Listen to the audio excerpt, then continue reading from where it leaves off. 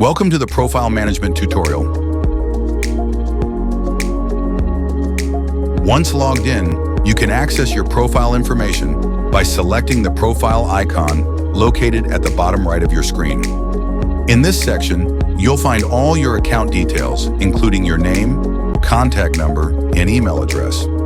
Please note that in this example, the contact number and email address have been blurred for privacy. If needed, you can edit your profile to update your personal details.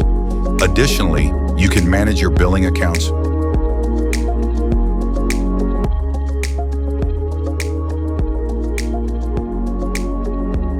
You can also view and download your invoices.